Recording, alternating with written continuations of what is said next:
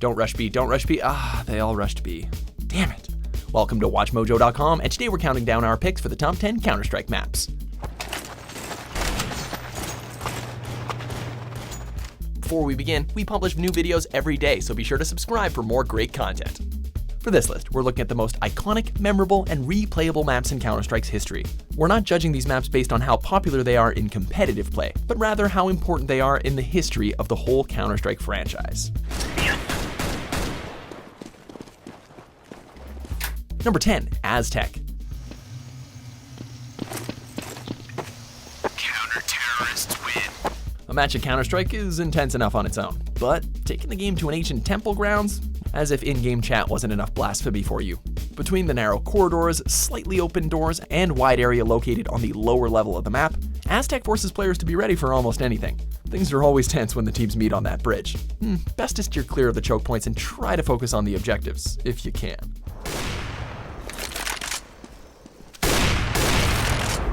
Number 9, Office.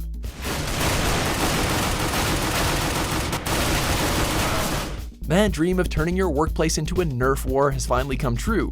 Well, if Nerf guns were real guns, which actually wouldn't be fun in real life, forget we said it. Office is a pretty small map with narrow hallways and tiny open spaces that keep the fight up close and personal. With its claustrophobic layout, the map forces players to always expect the unexpected. One minute you're chasing an enemy player and the next, the same enemy has flanked you. It may not be used in competition anymore, but it's still a blast to play. And no, I don't care how many times you've seen Speed, don't shoot the hostage. Counter-terrorists win. Number 8, Dust.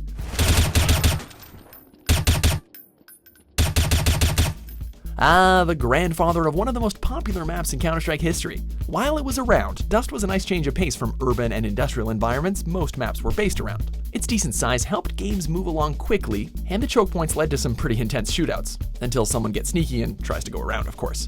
You gotta respect Dust, as it's an important piece of Counter-Strike history, even if there are some questions on whether or not it's actually balanced enough for both teams.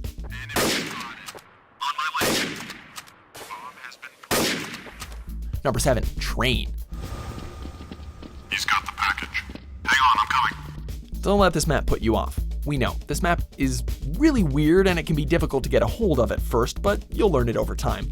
Train is one of those maps that requires a lot of memorization due to its layout. But this will become useful in times when you're getting chased. There's tons of corners where you can lose your opponent, and if you're a gambler, you can ambush them as soon as they make a turn. Of course, you can always take the cheesiest advantage on this map, which is hiding underneath those freight cars. Whoa, taking fire, need assistance. Number 6, Cache.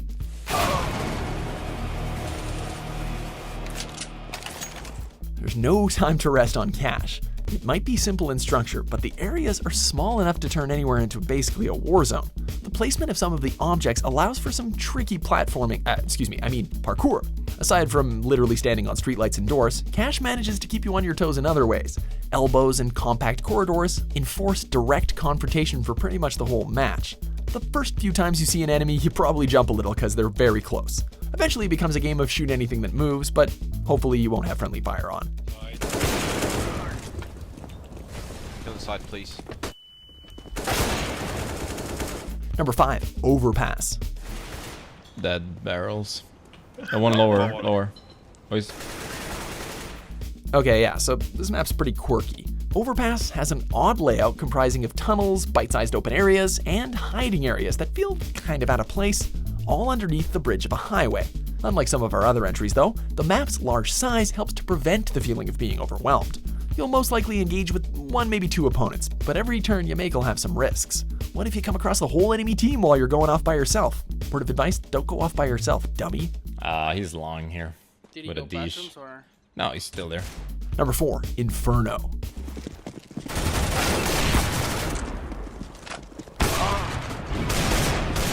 Communication is key to achieving victory here.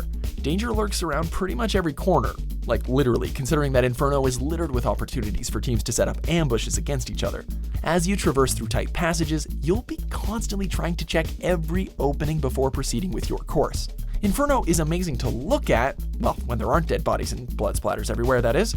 Hey, at least if you die early, you can check out those visuals consequence-free in spectator mode.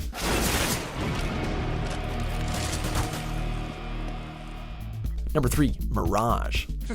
Ježišmarja, pozor, rašuje palác. Hitnul jsem ho aspoň. This map has perhaps the most intricate layout on our list. Just looking at an overview makes it look like a giant maze. You have entrances for nearly every section, making teams circulate and rotate around the map's structure. Mirage is also a good map for sniping. Long passages have good vantage points for your oppers to help from a distance without having too many obstacles in the way. These lengthy pathways can also be cleared pretty quickly if you know where to throw your grenades and effectively use them for ambushes. No, let it. Jeden rampa do prdele, já soulek. Number 2, Nuke. Open areas? That's not good. Nuke can be one tricky devil of a map. Despite holding many hiding spots, it's moving in between these spots that puts you at a greater risk. You'll never know who might be peeping from a window or if an enemy player might be at close range. You're gonna be forced to make a lot of split-second decisions. Just hope you're not playing in one of those glitched out versions where people can get up on the roof. Then you're in real trouble. Before we unveil our top pick, here are a few honorable mentions.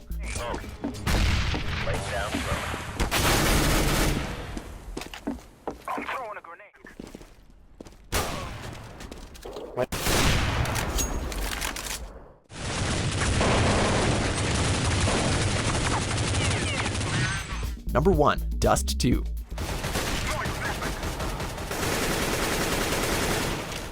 Simple in its design, but very fun to play. Dust 2 surpasses its older brother by miles for being easy to learn, yet very difficult to master. Its diverse layout offers all sorts of advantages for different playstyles. You got passages for snipers, narrow hallways for those who want closer action, and hiding spots for those who want to set up camp. It's a blend of almost everything that makes CS so great. If you've only played Counter-Strike once, chances are this is the map you played. And while it might not be the most popular map anymore, its legacy is what secures it at the number 1 spot.